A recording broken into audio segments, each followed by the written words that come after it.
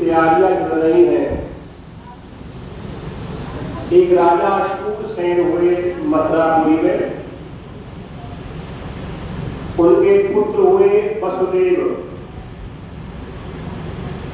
एक राजा उग्रसेन हुए जिनके पुत्र हुए कंस। मां करना, आप सब बड़े गर्व के साथ कहते हैं हम हिंदू हैं, हम मंदिर जाते हैं, हम पूजा करते हैं, पर थोड़ी सी एबीसीडी हमको पता होना चाहिए भगवान के बारे में। हमारे कन्हैया के पिता का नाम क्या था, माता का नाम क्या था, कहाँ जन्म हुआ, इतना पता होना चाहिए। इसलिए मैं आज आपको बता रहा हूं। तो कहां से कथा प्रारंभ हुई है? मथुरापुरी से। मथुरापुरी में भगवान शूरसेन नाम के राजा राज करते थे, जिनके उनसे पुत्र थे वसुदेव, और एक उग्रसेन नाम के राजा थे जिनके पुत्र थे कंस।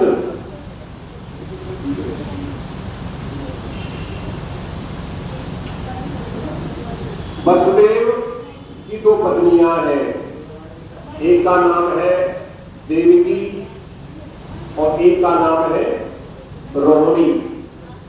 ये मुख्य दो रानियां थी। रोहिणी जो वृद्ध क्षेत्र में वास करती है, और देवकी जिनकी अभी शादी होगी। उग्रसेन के पुत्र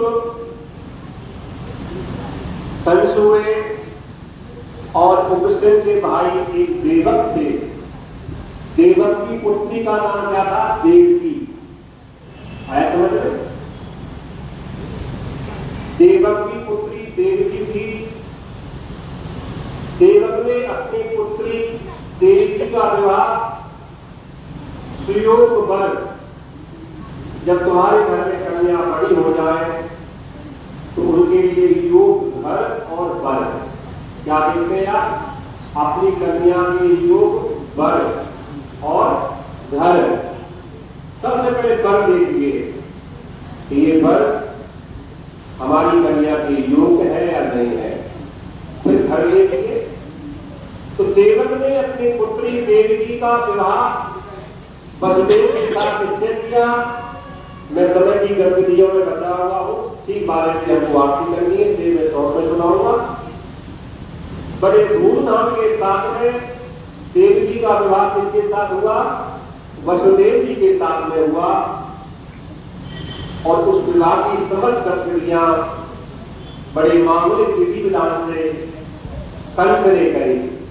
कंस युवराज थे, ऐसे युवराज थे जो जीते जीते पिता को राजगद्दी से हटा दिया उग्रसेन को, और स्वयं राजा बन चुके थे। ऐसे युवराज कंस ने अपने चचेरी बहन देवकी का विवाह बड़े ठाट बाट से किया, कोई कमी नहीं छोड़ी। और यहां तक अपनी लाडली बहना देवकी को अपने हाथों से विदा करके चल दिए। मैं अपनी बहन की डोली, अपने बहन का रथ अपने हाथों से पहुंचा के आऊंगा। जब कंस रथ को लेकर के विदा करने देवकी को जा रहे थे, उसी समय आकाशवाणी होती है कि मूर्ख कंस, यह मूर्ख शब्द भागवत में आया है। वास्तव में मेरे सहित सब मूर्ख है, मैं भी मूर्ख हूं। जिसको अपना कुछ पता ही नहीं, हम क्या कर रहे हैं? हे मूर्ख कंस, जिसको तुम बड़े ठाट बाट के साथ में विदा करने जा रहे हो, उन्हीं का 8वां पुत्र, 8वां गर्भ तेरा काल होगा। बस इतनी आकाशवाणी होने की देर थी।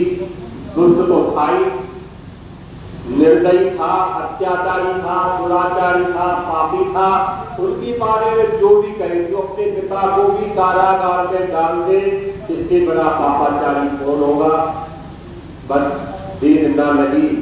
जिस बहन को अभी हम भी ऐसा ही करते हैं, अभी हमारा आपस में आपसे कितना प्यार होता है, कितना प्रेम होता है, और छोटी सी बात मैंने गलत आपसे कह दी या आपने कह दी और अभी लड़ाई शुरू है।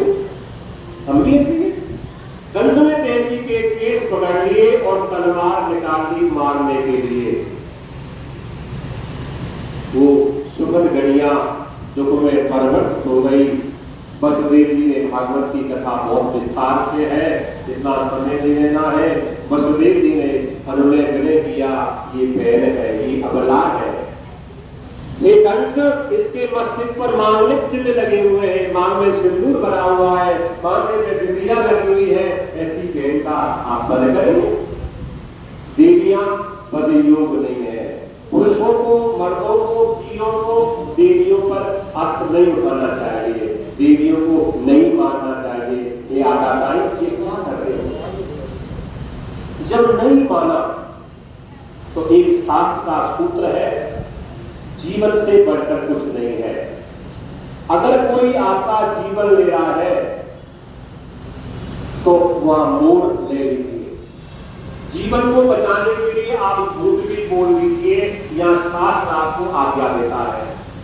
बंदे ने सोचा ये नहीं मानेगा, तो उन्होंने कह दिया कि हे कंस, तुझे इसके पुत्रों से दुख है ना, पुत्रों से घबराहट है, पुत्रों से पैर है, तो मैं आज वसुदेव जी वचन देता हूं, जो भी इनकी संतान होगी मैं आपको दे दिया करूंगा। भगवान की प्रेरणा थी, कंस को दया आ गई कि वसुदेव ने धर्मात्मा राजा ही झूठ नहीं बोलेंगे। समय आया, पहला पुत्र हुआ, वसुदेव जी ने भगवान की कृपा से कंस को अर्पण कर दिया और कंस ने छोड़ दिया। कंस ने, आप सब सुनते हो, छोड़ दिया। नारद जी आए और उन्होंने 8 रेखाएं खींची। बोले कंस, इसमें कौन सी रेखा पहले आ जाए? पूर्ण चक्कर लगा दिया। क्या पता 8वां कर्म पहला बल के आ जाए, तुमको मार दे। नारद जी इस प्रकार से शिक्षा देके चले गए। कंस ने उस बच्चे को मंगाया और खत्म कर दिया। ऐसा क्यों किया? भगवान का अवतार जब ही होता है जब संसार में पाप बढ़ता है। जब जब होई धर्म की हानि, बाढ़ई असुर अधम अवमानी, करई अनीत जाय नहीं बरनी, सीधई विप्रधेन सुर धरनी। जब जब धर्म की हानि होती है तब तक भगवान का अवतार होता है। एक एक करके कंस ने 6 पुत्रों का संहार कर दिया। 7वां पुत्र में गर्भ में हमारे ठाकुर जी के बड़े भाई राम जी आए। त्रेता युग में राम लक्ष्मण की जोड़ी थी। त्रेता युग में राम बड़े बड़े, जो विष्णु अवतार है वो राम बने, और लक्ष्मण जी छोटे बने। बार बार पूछना पड़ता था, भाई मैं ये काम कर दूं, राम जी बोले चुप हो जाओ। लक्ष्मण जी क्रोध कर देते, मैं यह काम कर दूं, राम जी बोले चुप हो जाओ। राम जी बार बार चुप करते थे। लक्ष्मण जी को बड़ा दुख आता था, अगर मैं बड़ा होता तो मुझे पूछना नहीं पड़ता। कोई बात नहीं है, इस बंदे को आगे उतार देंगे। तो भगवान ने ठाकुर जी इस बात को बड़ा बना दिया। लक्ष्मण जी को शेषनाग को बलदाऊ बना दिया, बलभद्र बना दिया। ये छठ की गई है, उस दिन बलभद्र का जन्म था। तो 7वें गर्भ से देवी का गर्भ खराब हो गया योग माया के द्वारा, और वहां बलभद्र जी का जन्म हुआ। किसके द्वारा? रोहिणी के द्वारा। जो वसुदेव की दूसरी पत्नी थी, पहले उसको मान दिया भगवान ने। किसी राजा की 2 पत्नियां हैं, एक पुत्रवती है और एक पुत्रवती नहीं है, दुख नहीं होगा? भगवान ने कहा यहाँ तो मेरी माँ देव की पुत्रवती होगी मेरे द्वारा, पर दूसरी जो माँ है उसको भी होना चाहिए। पहले उसके द्वारा बलभद्र जी का जन्म कराया। इधर समय आया, कंस को खबर मिली, गर्भ खराब हो गया। कोई बात नहीं है, 8वां गर्भ आया तो श्री ठाकुर जी के प्रकट होने का समय आया। आइए ठाकुर जी की सुगड़ी की ओर चलते हैं। 15 मिनट शेष है। ठाकुर जी के जन्म का समय आया, ठीक आने वाला है। सबसे पहला समय भाद्रपद का मास। कौन सा महीना है? भाद्रपद। आपसे प्रार्थना है आप हिंदी के 12 महीने को याद करो और अपने बच्चों को हिंदी के 12 महीने याद कराओ। ये बड़े आध्यात्मिक नाम है। अगर मैं 12 महीने की पढ़ बोलूं तो 8 घंटाओं में होगा। भाद्रपद संस्कृत का श्लोक है, भद्रं कर्णेति शृणुयाम। भद्र कहते अच्छे को, भद्र कहते सुंदर को, यानी भाद्रपद का मास एक सुंदर महीना। तो आज भाद्रपद का मास आया, महीना आया। कौन सा महीना आया? भाद्रपद, भाद्र। तिथि अष्टमी आई। कौन सी तिथि है आज? अष्टमी। भगवान ने अष्टमी तिथि क्यों ली? 16 तिथियां हैं, प्रतिपदा से लेकर के अमावस्या तक 15, इसके बाद में पूर्णिमा 16 हो गई। 16/2 8, यानी 8 बीच की संधि और कृष्ण पक्ष की अष्टमी, इसलिए भगवान ने अष्टमी ग्रहण करी।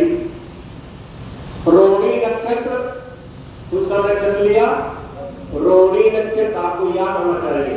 भादों का महीना, अष्टमी तिथि, रोहिणी नक्षत्र। रोहिणी नक्षत्र क्यों लिया?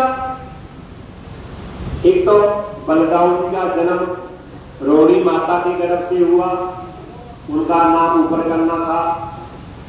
दूसरा, हमारे ठाकुर जी कहां जन्म ले रहे हैं?